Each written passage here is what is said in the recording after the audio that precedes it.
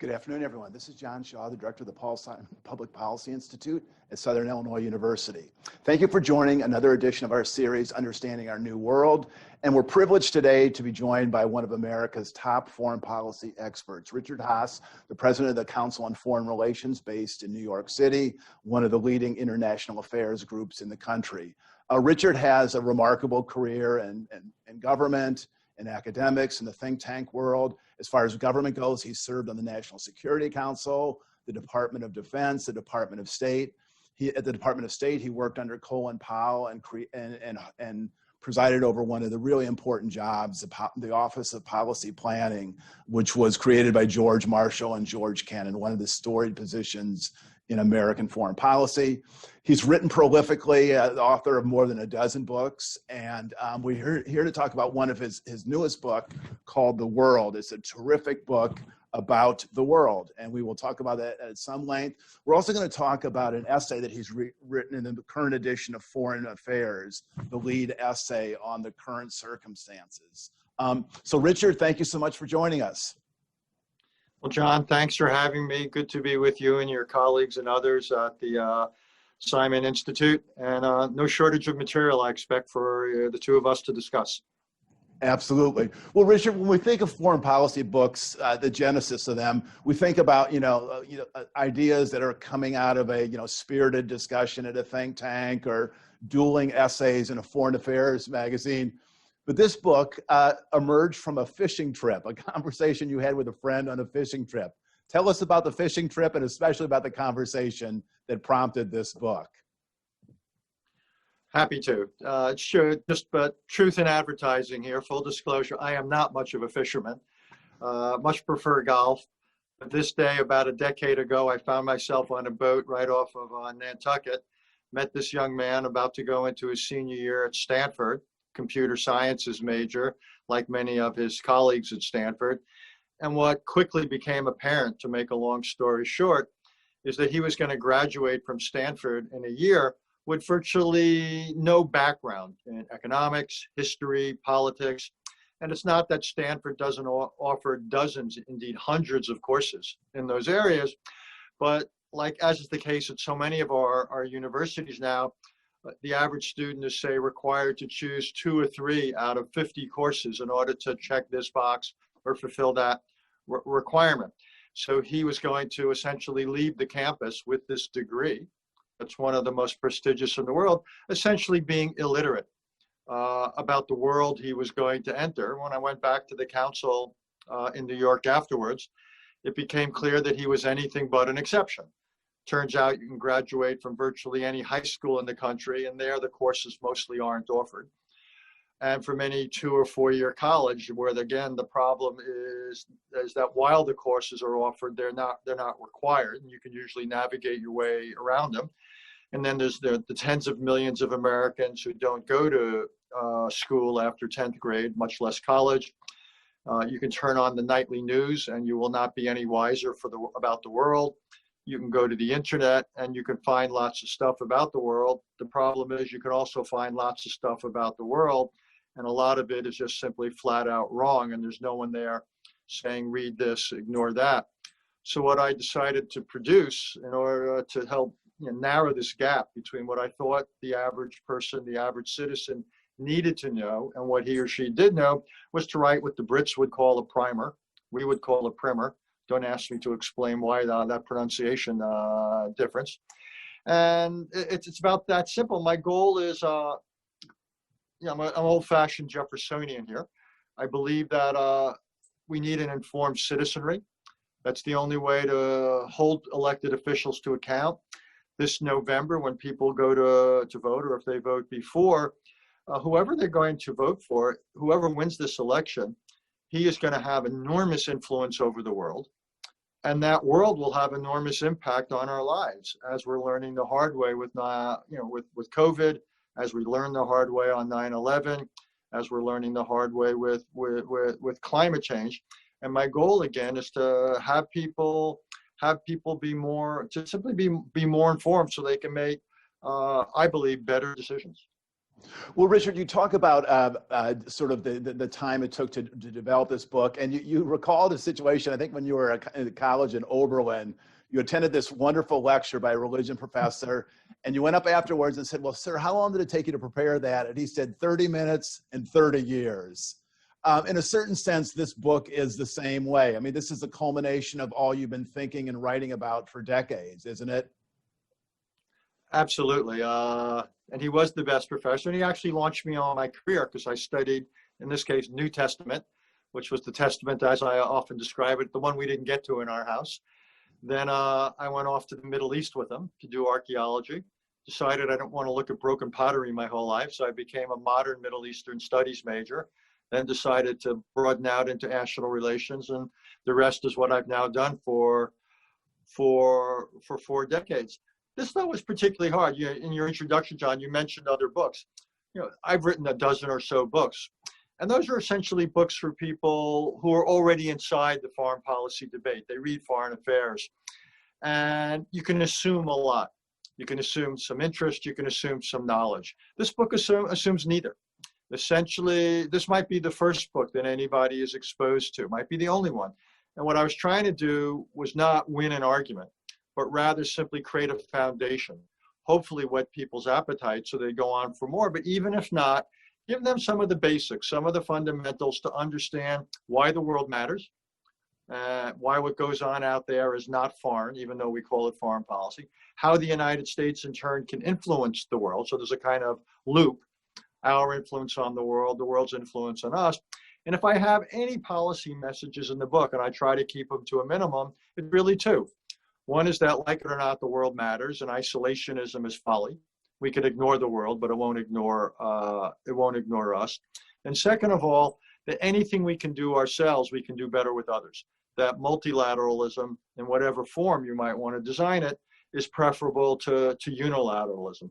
But after that, again, I don't have an agenda other than to raise people's awareness of and understanding of this world that, again, for better and for worse, will really create the context in which they carry out their lives.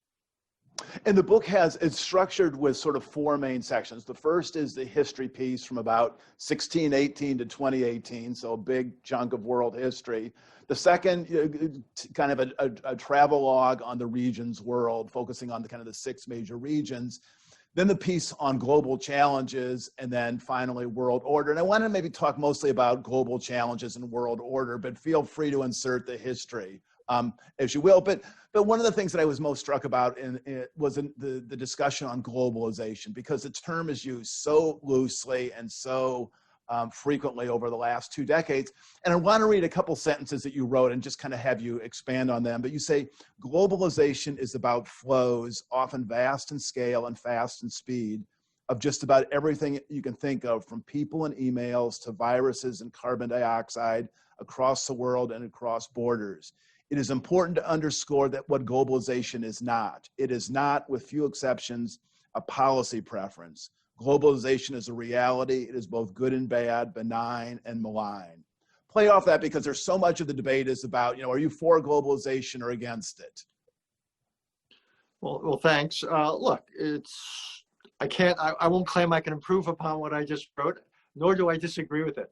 Globalization it's a reality. Climate change is a reality. Terrorism is a reality. Cyberspace is a reality. Infectious disease is a reality. And these things all move across borders around the world and with enormous velocity. Now, where the response comes in is policy. How we react or choose not to react to these things, that's choice. And we can choose to put up barriers. In some cases, you can put up barriers to people, which is sort of on immigration policy. You can put up barriers to goods, which is protectionist. You can't put up barriers to climate change. You can't put up barriers to infectious disease for the most part, though what you can do, again, is put in place policies that make you more or less resilient. So that was my goal, is to basically say, look, this is reality. Let's not spend a lot of our calories and time saying it doesn't exist. Of course it exists. But it is a serious, legitimate debate, which is how ought we, as a country, or as a company or as individuals, how ought we to respond to these flows? And again, I didn't want to tell people how to respond. What I wanted to do is have them better understand these flows that constitute globalization and give them a much better understanding of the range of choices. Well, Richard, let's talk about climate change, because that you have, I think, a wonderful chapter in the book which explains, in very clear, concise, layman's terms, what we're talking about by climate change. And you also make the point that that time is running out, and your words tend to be pretty measured, very measured. But you say we should be concerned, even alarmed, about the trajectory of climate change. Expand on that. We should be alarmed for a couple of reasons. One is we think of it as something that's happening down the road, but I think, again, as we're learning the hard way, look at the fires in California, the floods and storms in the Midwest and elsewhere. It's now. Now it's going to be worse tomorrow, but one, it's already begun to arrive, and it will affect everything. It will affect where we live, how we live. It'll increase the prevalence of certain diseases. It'll bring about shortages of water. Certain land won't be able to be used for agricultural production. Coastal areas will be flooded. Storms will become more severe. Fires are obviously becoming more frequent. And so no one should kid himself. Climate change is real. It is far-reaching. Indeed, as significant as COVID-19 is and infectious disease, it's quite likely that over the next couple of decades, climate change will prove to be an even more significant example or manifestation of globalization. It's very hard, though, to get people to react to it for a couple of reasons. One is, and it's kind of an ironic metaphor, it is a little bit like a slow melting ice cube. Crises that happen gradually, it's harder to galvanize political response to. You tend to get a little bit numb, or you always think you can worry about tomorrow. Businessmen always talk about, John, the tension between the urgent and the important. And what happens is the urgent squeezes out the important. My argument is that climate change is both, but it's not getting the attention. It's not receiving the priority it deserves, and its effects will really be far-reaching. Indeed, it's already getting late in the day. We're not in the first inning of climate change. We're somewhere in the middle innings, which to me means, yes, we've got to still keep fighting it, but we've already got to start spending a lot more resources on dealing with it, on what you call resilience or adaptation. And that's everything from building codes and the like about where people live, where do we encourage them to live. And I fear that the day may come when we actually have to tinker, or worse, with the atmosphere in order to try to reverse some of its effects. And that's a dangerous proposition. And we may be forced, if we continue on our current path, to choose between climate change, which is a dangerous proposition, and tinkering with the atmosphere, which in its own sense is risky. But I'm just worried that it's not getting the attention it deserves. And almost like, here, let me give you a crazy analogy, or maybe not so crazy.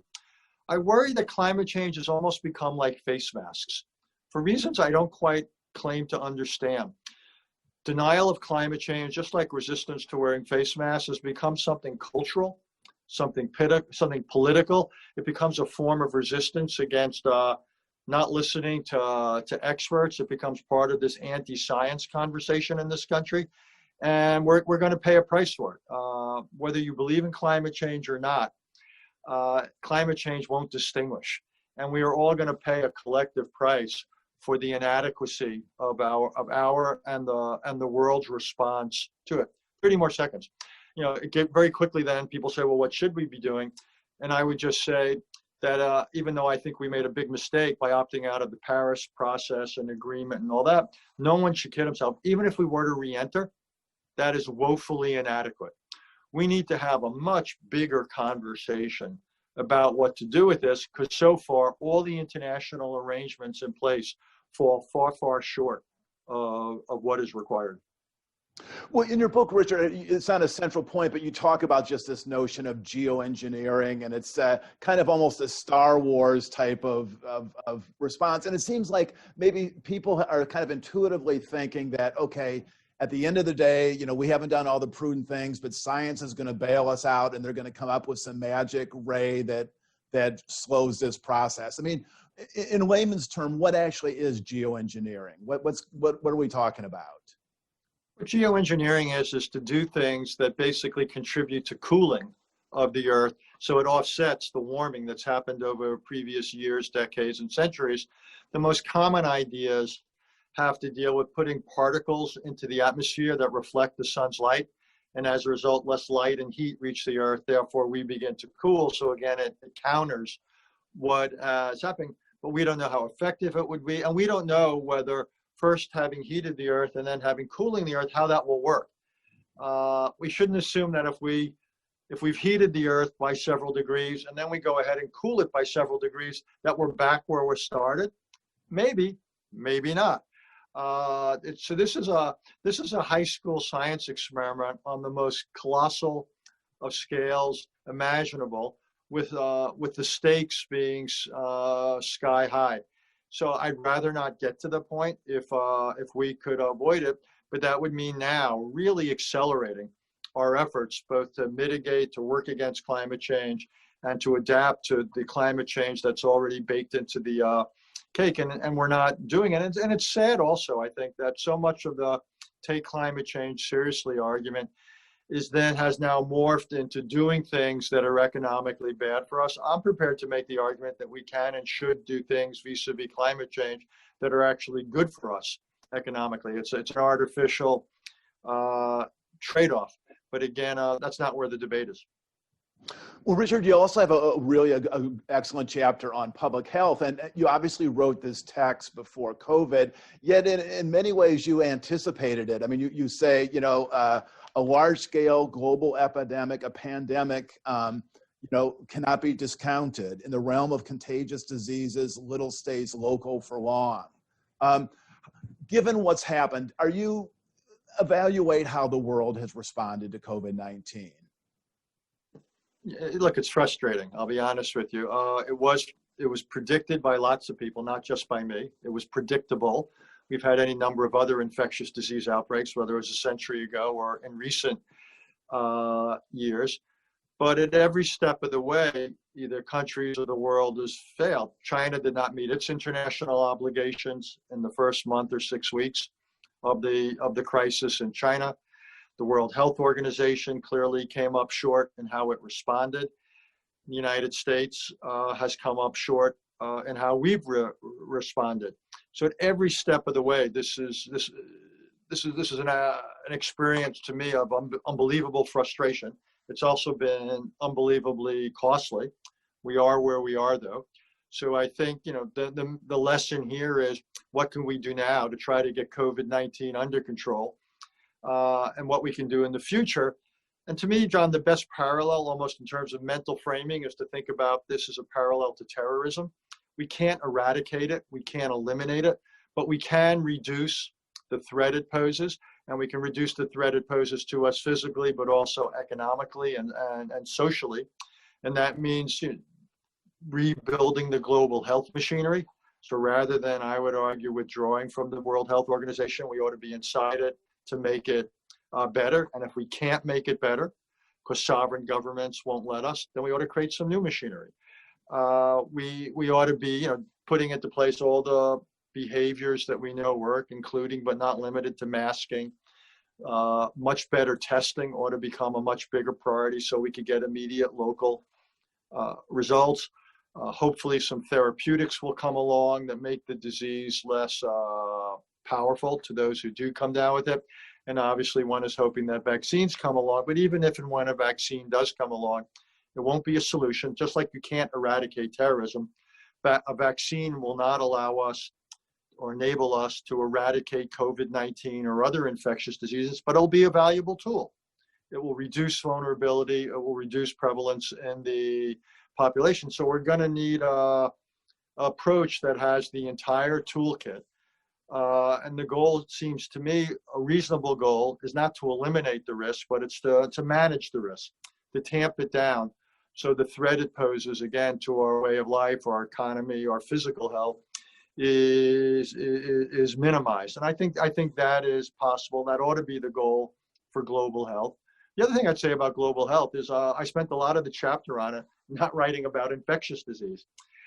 Turns out before COVID, the biggest threat to global health was non-infectious disease, what's called non-communicable diseases, things like cancers, cardiovascular diseases, diabetes, essentially the disease of lifestyle, people to sedentary, smoking, drinking, and so forth. So what we have now is a two-pronged global health crisis. We've got to push back against these diseases of lifestyle, and we've got to better prepare modern societies for the inevitability of infectious disease. Well, Richard, as I thought about COVID, I've thought actually about a book you wrote some years ago called The Reluctant Sheriff, in which you posited that the United States in some areas needed to play the role of a sheriff and to assemble coalitions and confront problems. And I'm just wondering, I mean, I guess it's almost goes without saying, I mean, not only have we not managed things well within the United States, but there has not been any sort of global role of us organizing a collective response. No, we've essentially taken off our sheriff's hat. We've decided that we don't want to lead the world. So we've taken ourselves out of various agreements, out of various institutions. We increasingly prefer to act alone, even though, as I said before, I can't think of any domain in which we're more effective alone than we are in partnership. And the reason I like the sheriff metaphor is, if you think about sheriffs grew up in two ways.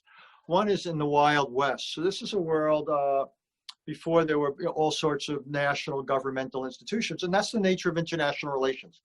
It's a bit of a Wild West out there, whether it's cyberspace or dealing with diseases or dealing with proliferation. It's not like a domestic country. It's not like a society where everybody abides by the rules. So it's a rough place out there. And second of all, sheriffs often put together posses. And I think the future of multilateralism is not going to be anything that looks like the UN General Assembly, where 190, 195, or whatever the number is this week, countries agree to something. Instead, what I think we're going to have to do is forge these posses, essentially, what are often called coalitions of the willing, or coalitions of the willing, the relevant, and the able, to meet this or that particular challenge. Because we're simply, as we learned, say, with the global trade talks, we can't get everybody to agree. So if the choice between you can't make the choice universal agreement or inaction. There's got to be an in-between option. And the in-between option are these coalitions or posses. And I believe the best chance of them coming about and then making a real positive contribution is if the United States saddles up and say, sort of maybe to deal with climate change. We don't wait to get everybody on board, but maybe we work with a couple of dozen like-minded countries that maybe represent 2/3 of the world economy. We can make a real dent if we go about it that way. And on issue after issue, I think that's the realistic way to go. And if we're good, maybe over time, that becomes a template, which then expands increasingly into something that becomes more universal. But again, as a starting out position, I think we should be willing to work with the like-minded to set the standards, to set an example, and at least make something of a difference, even if we can't get Russia or China or whatever other country on board initially. Well, you talk about the liberal world order, which is really effectively just the arrangements, say, post-World War II, the UN, International Monetary Fund, World Bank, global trade institutions, global health. You talk about this order, disintegrating due to kind of three forces. One, the U.S. withdrawing, putting down its sheriff's hat. China maybe putting on the sheriff's hat, and then Russia being the role of kind of the foiler and disruptive.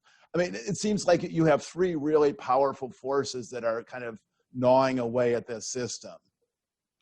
You got all those, and to some extent, the rise of a cranky Russia and a powerful, difficult China.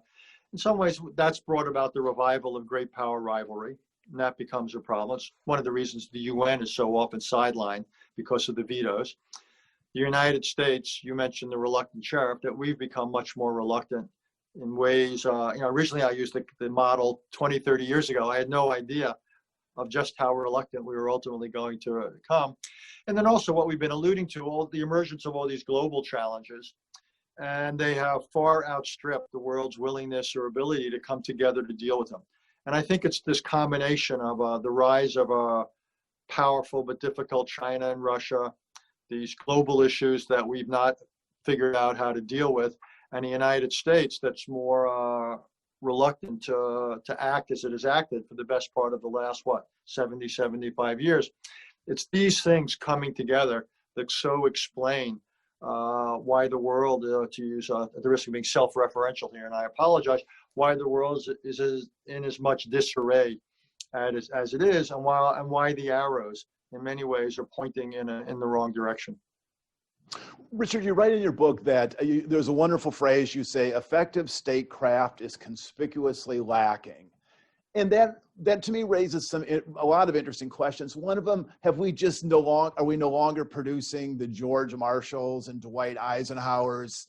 Or is it because we have institutions that would not allow them to succeed, to implement their plans? I mean, what mix of people not rising to the element and institutions not working? It's an interesting question. So I'm pausing to think before I answer, an uncharacteristic response on my part. First of all, extraordinary people like a Marshall, an Atchison, a Kennan. Atchison titled his memoir, Present at the Creation. The people who gathered around ultimately Harry Truman, the first of the post-World War II presidents, was as talented a group of individuals as we've ever had in American foreign policy. And you can't count on people of that standing and talent always being available or coming into government. Indeed, part of the goal of government, it seems to me, ought to be to come up with policies and institutions that don't require great individuals, may not be available. I also think government has now probably discouraged the best and the brightest from going in many ways. There's not a lot about Washington that is all that attractive these days. And I think a lot of the best and the brightest are probably spending their lives doing financial engineering for private equity or investment banking or who knows what. Somehow foreign policy has lost its allure, certainly with the end of the Cold War. And I think this incessant campaigning against government, one of the phrases I really hate, John, is the phrase deep state. These are career professionals. We depend on them. I find it really offensive, but we've in some ways devalued going into public service. I think universities are partially to blame. When I look at what goes on in most academic departments, it is so far removed from reality. One of the reasons I wrote The World is I couldn't find a textbook that had much relationship to the real world. This emphasis on theory, this emphasis on quantitative analysis, to me, it just wasn't applicable. I worked in 4 administrations. Never once did any of that ever come into the discussion or the conversation. So yeah, I mean, I'm not quite. I've now gone on so long. I've sort of forgotten the thrust of your question. But again, I'm worried about that the most talented are not necessarily choosing this as their career. But that said, there's enough good ideas out there. There's enough good people out there. I don't think it's the shortage of ideas and people right now that's our biggest problem. I think there's other explanations for why we're in the trouble that we're in. And I would simply say I think historians will be very critical of the United States. We emerged from the Cold War 30 years ago with a degree of advantage that really was unprecedented in many ways in the annals of history. And I would simply say we have precious little to show for the last 30 years. And in some cases, we try to do too much. In some cases, we try to do too little. But again, talk about being dealt a great hand and playing it poorly. And I think that's the description of the United States over the last 3 decades. Well, Richard, in your essay in Foreign Affairs, Present at the Disruption, you make the argument that President Trump inherited significant challenges. I mean, it wasn't a clean plate, but he's taken significant challenges and made them far, far worse, to the point that it's not even clear that a restoration to where we were in 2016 is possible? True. I mean, I'd say two things about a restoration. One, it's in some areas it's not possible. As they say in the Middle East, the dogs are barking, the caravans moved on. Things change. Just because we may want to return under certain circumstances to where the world was 4 or 8 years ago, the world has just changed. China's a different place. Russia's a different place. People see the United States in different ways. So it's simply not feasible. I'd also say in many ways, John, it's not desirable. Some of what Mr. Trump inherited, yes, that's desirable, the alliance structure and so forth. But many of the institutions he inherited are inadequate. They were designed for a very different world, 3/4 of a century old in some cases. And to simply try to bring them back is not the answer. I mean, give you a couple examples. I already mentioned the Paris Climate Pact is woefully inadequate. The Iran agreement of 2015, the JCPOA, important parts of it are beginning to sunset this fall. Other parts will sunset over the next 5 or 10 years. It's too short-lived for our purposes. In other areas, there's really nothing in terms of cyberspace. We simply don't have we can't go back to something because there's nothing to go back to. So I actually think the analogy I would draw is with the mid to late 40s. What we need is a phase of innovation, of creativity for this world, in the same way that in the post-World War II moment, you had all this institution building, arrangement building, norm building. I actually think we need something for the modern era, no less creative. And one, I'm not seeing it so much intellectually. And two, what worries me, even if some of the ideas are out there, the resistance to it would be great. The United States is simply not in the same position in 2020 that it was in 1945. Worse yet, we're not using the influence we do have. We still could get a lot accomplished if we chose to, and we're not choosing to. Well, what is your most hopeful scenario for the next 4 or 5 years? I mean, what is a realistic set of developments that could turn the trajectory, still are within the realm of conceivable? It's an interesting question. Optimism is not my default function. I'll do my best to be responsive. I would say a couple of things. One is the United States would deal with some of its domestic challenges. Yeah, again, we can't resolve them. We can't eliminate inequality, eliminate racism, have the best infrastructure in the world, have the best K through 12 education in the world. But we can do things in each one of those areas. Have a smarter immigration system. I could go through all the issues, but one thing would, to rebuild the foundation stones of American social cohesion, economic strength, political functionality. That would be one thing. Two, we could certainly much repair our alliances. The great structural advantage of American foreign policy is we wake up every morning, we have dozens of countries that have been working with us for decades or longer. Those relationships right now are, to put it gently, strained or torn. Well, we can rebuild them, and not maybe 100% the way they were, but maybe 80 or 90%, and that's pretty good. So that's something that could be done. And then I think if you look at all the global challenges, I think we'd want to look at what could realistically, we could put ourselves on a trajectory to better deal with global health or to better deal with climate. I don't think that's crazy. I think particularly if what I talked about before, if in the first instance we forge coalitions with our allies and partners to come up with sets of standards or behaviors. And I would spend a lot of time trying to structure US-Chinese relations, to try to put a ceiling on the rivalry so it didn't spill over into conflict, and to try to carve out areas of US-Chinese relations where, despite the inevitable differences, we can still cooperate, say on climate or health or North Korea. So I think if I looked at the next 5 years, I don't think anything I've just said is in the land of make-believe. Well, what role can the council play? I mean, as I mentioned, you're one of the most respected groups in the world. You know, the storied history. I will just say, as a commercial, some amazing online resources. Your website is just terrific with backgrounders and explainers, and even a curriculum. So, but even beyond that, I mean, it's shaping the policy debate, helping frame alternatives. What role would you like the council to play going forward? Well, you've touched on the two dimensions. So thank you. One is the traditional role, which is we can frame the policy debate. And that we can do it in the pages of our magazine and Foreign Affairs. We can do it in books. We can do it in meetings. We just had an hour today with Javad Zarif, the Foreign Minister of Iran.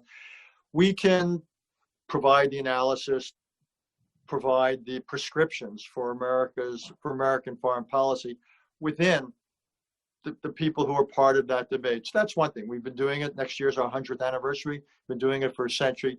We can continue to do it. Hopefully we can do it even better.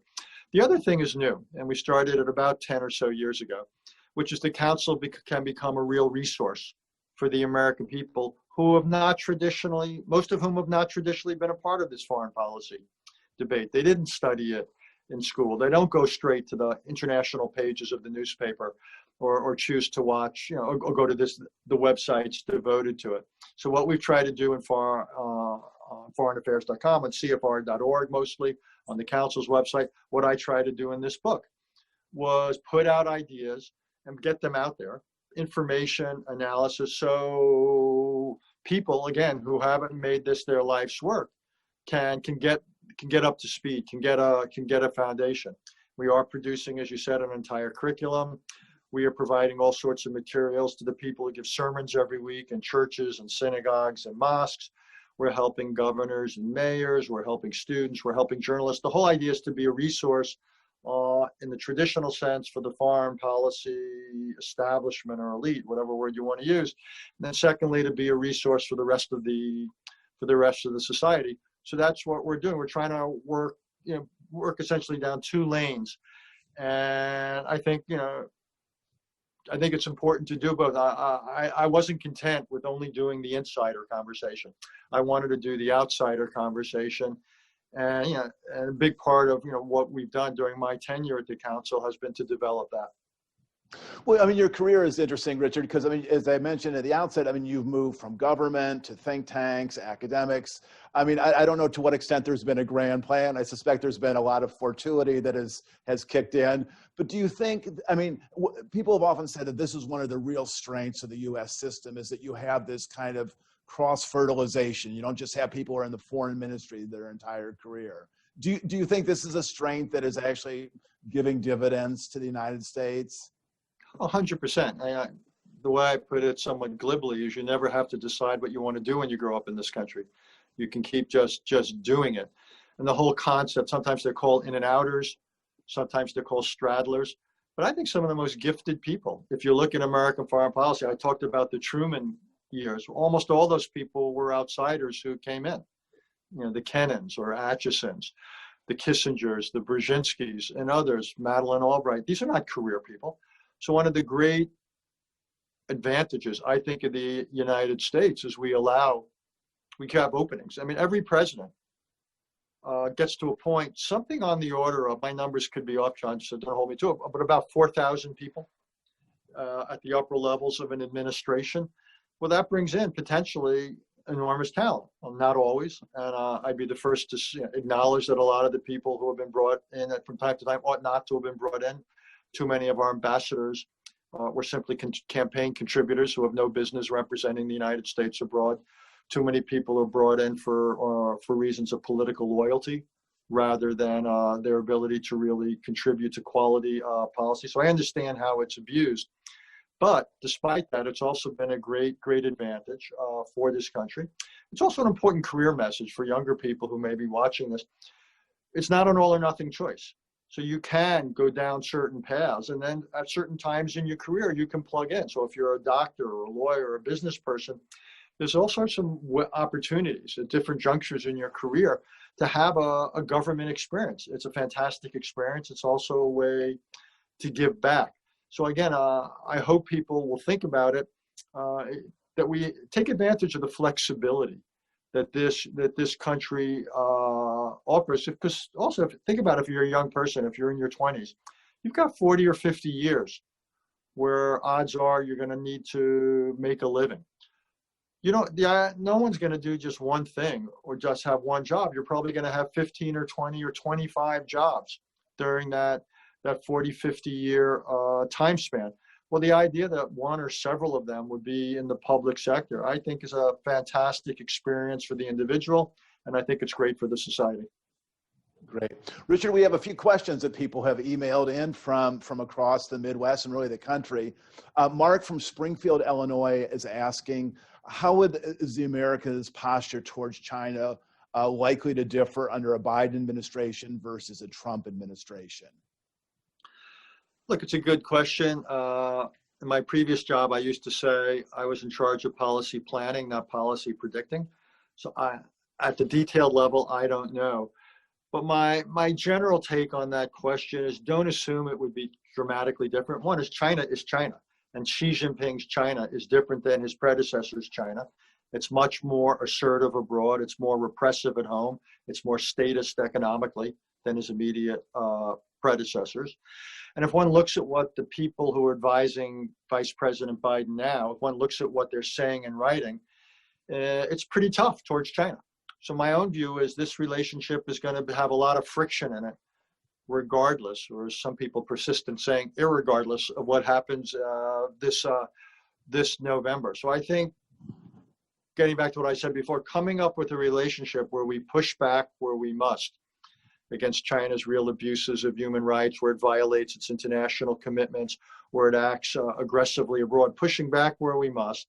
You're trying to prevent it from spilling over into conflict, trying to preserve areas of cooperation where it's in our interest to do so. I think that challenge will be there for either a second Trump or a Biden administration. And I think it's going to, coming back to one of your questions, it's going to be a real challenge for American statecraft and the skill of our diplomats. It's one thing to try to run or manage a one-dimensional relationship where the personality is clear of the relationship. But what I'm describing with China, which has multiple dimensions to it, it's almost a split personality relationship, that puts a real premium on the deftness, on the dexterity of those making and carrying out policy. And at the moment, I'm not sure either side is quite up to it. But so either way, I think it's going to be a difficult era in U.S.-Chinese relations. Stephen from Carbondale asks, if Biden is to be elected president, what is the essential agenda that you would urge him to pursue? What are the key priorities he should focus on in the first months or year of his administration? I would say probably 2 or 3 things early on in the first 6 months to a year, and then you've got the next 3 years to really work on it. One, as I said, to begin the process of restoring America's domestic cohesion and strength, which is a funny thing for a foreign policy guy to say, but it has the virtue of be true. National security is a coin with a domestic side as well as a foreign policy side. And we can't set an attractive example to the world. We can't act consistently in the world if we're tearing ourselves apart at home. Secondly, I really would work on repairing our alliance relationships. That won't take a lot more than consulting and stop banging them over the head over some secondary or tertiary issues, and essentially work towards, again, reestablishing the conversation.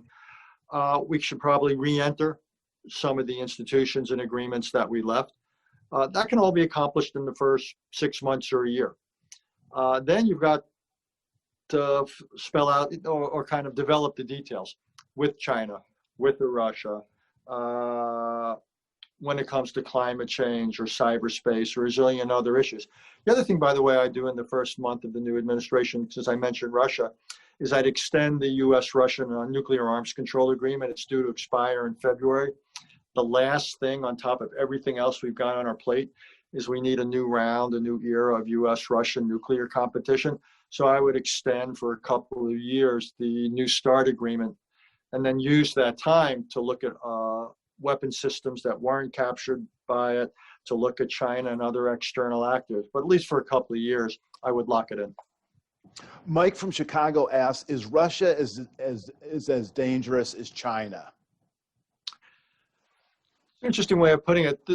I would say Russia is a very different kind of challenge than China. Russia's not totally involved or integrated into the global economy. But Russia is dangerous. Russia, in some ways, that makes it more dangerous because Russia doesn't have as much to lose economically. Russia's got significant military strength, both conventional as well as nuclear. Russia still has large energy resources. Russia has a lot of cyber capability, and it obviously isn't shy about using its cyber capabilities, be it to interfere in our elections or anybody else's. It's not shy about using its military force, whether it's in Europe and Ukraine and Georgia or in a place like Syria. So what makes Russia dangerous is that it's unconstrained.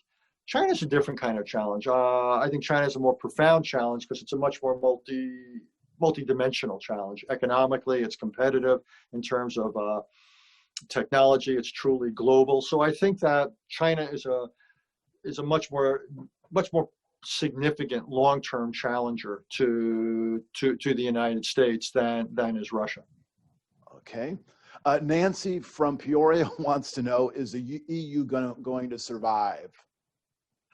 When I wrote this book, The World, I was quite pessimistic about the EU. I wrote it in the context of Brexit, real divisions between Northern and Southern Europeans, the rising of liberalism in Eastern Europe and Hungary, Poland, and so forth. So when I looked at Europe, I was quite pessimistic about the entire European project, which, along with NATO, I think is some of the great statecraft of the post-World War II era. I'm glad to say I was too negative. And Europe, in many ways, is one of the few parts of the world that has rallied in the context of the COVID-19 challenge. European institutions have gotten stronger. The European Central Bank, the European Commission, Franco-German cooperation's gotten more focused. Some of the north-south divides have been eased. Brexit has clearly isolated the UK much more than it's weakened Europe. So I actually think Europe looks in better shape than I thought. So if it was on, whatever wing of the hospital it was in before, I guess I shouldn't use medical analogies, but I've started, so I apologize. It's been upgraded. Its condition, I would say, has been upgraded in terms of how it's looked. So at the moment, I think the EU is looking more, not less robust than it looked as recently as 18 months ago. Charles from Hoffman Estates asks, are we facing a new arms race with hypersonic weapons, and can arms limitation treaties really prevent that race? I think it's a good question. I'm not an expert. When I talked about the New START agreement, hypersonic weapons potentially are the kinds of class of weapons that aren't captured by it. They didn't exist when these agreements were originally drawn up. So the question is, should you limit them? And if so, how do you limit them? How do you capture them? And it gets really complicated given verification requirements, given the potential for multi-use of certain types of systems. But the answer is, and again, I'm going dangerously beyond my expertise here, but I would think it certainly ought to be on the arms control agenda. This question of how would one constrain it, that ought to be on the agenda. Whether we can succeed in ways that are viable and stabilizing, I don't think anybody knows as yet, but ought to be on the agenda, absolutely.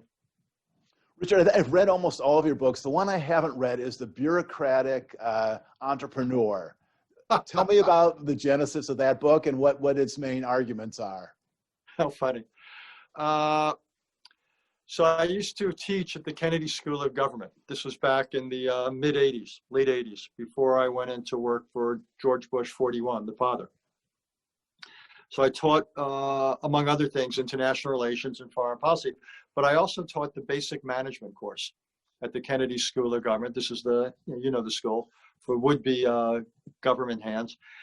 And I wasn't wild about any of the books that we use, and there wasn't a single textbook that I thought provided students with answers to questions like, how do you decide what do you want to do in government?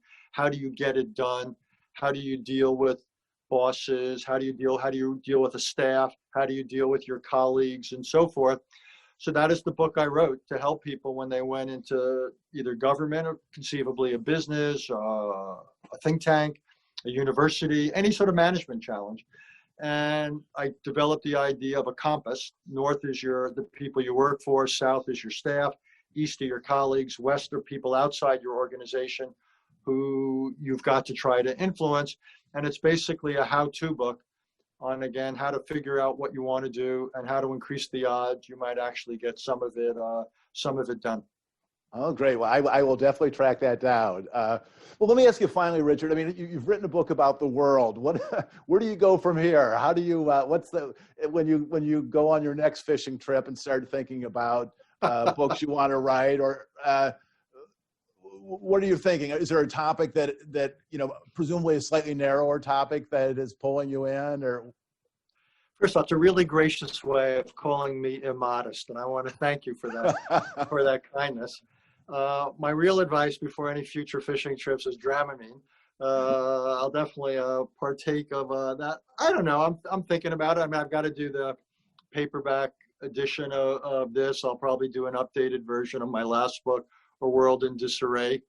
But I'm beginning to think about the next books, and this one's gotten off to a pretty good start. So I'm beginning to think there may be a need for other primers that I can use articles for writing for people in my field. And increasingly, so I write regularly, say, for foreign affairs. But I'm increasingly interested in the idea of producing other primers. And I'm looking at a couple of topics because I'm worried about the books that students are getting or not getting. And too many of them are either, again, highly theoretical or technical. Not enough of them have history. Not enough of them have a kind of foundational knowledge, not just students, average citizens. Those are people like you and me who have been out of school for decades. And we either forgot what we learned or what we learned is inadequate. So increasingly, I'm interested in trying to contribute, if you will, to public education, rather than just to this narrow debate. So my guess is my future books, at least for a while, will probably be more in this mold of a primer like The World. So I'll find some other large topic, and I will once again write an immodest, accessible book to try to help people out. I mean, something like climate change, is an obvious example of just putting the concepts in a way that people can really grasp, in a way that isn't polemical or partisan. Climate change is one. There's a lot out there, but I may range further afield. I mean, I'm not going to do it on string theory and physics, but I'm beginning to think about a few other areas where, and what I think I want to do is conceivably write about a subject I'm not an expert on. Because I love the idea of writing books where I learn as much as any reader, and I learned a lot writing this book, even though I know something about the field. But I'm also looking at things I can write, either that I've been working with at quote unquote, whatever, again, what you want to call it, the insider level for decades, and I might want to write something more accessible, or I'm thinking of writing a primer on something that's one or two steps removed, still deals with public policy and all that, but I'm less familiar with it, and it's a way of making sure that I understand what I need to understand, and if in the process I can educate me, I'm counting on the probability I can educate others. Well, this is the final question, Richard. I see you on Morning Joe at 6 a.m. And the question I keep asking myself is, how can you be so clear and lucid at 6 o'clock in the morning? What's the formula? My wife, if she were answering this question, would say, because she falls asleep at dinner parties, conks out early enough. So if you get to sleep by 10:30 or so at night, you can get up at 5:30 in the morning and function. So I think it's about that. It's about that complicated and about that simple, but I'm not good. It's one of the reasons I have trouble going on the late night shows. You can do one or the other, but if you try to do both, you're going to be a herding camper. Great. Well, Richard, thank you so much. You're generous with your time, and I would say to everyone that the book really is a terrific read, The World. I'm teaching a class this spring on statesmanship, and it's going to be one of our foundational texts, and it really is an extraordinarily helpful book. So Richard, thank you so much, and let's stay in touch. We'd love to get you to come to Southern Illinois when travel is easy and you want to see the Midwest. I look forward to the day when getting on an airplane is not an act of heroism. So thanks, my friend. Thank you so much. Stay well. Thank you. And thanks to everyone for watching another edition of our series, Understanding Our New World. This version of this will be on our YouTube channel later today. And thank you for your continuing support, which keeps the legacy of Paul Simon alive and well. Thank you so much.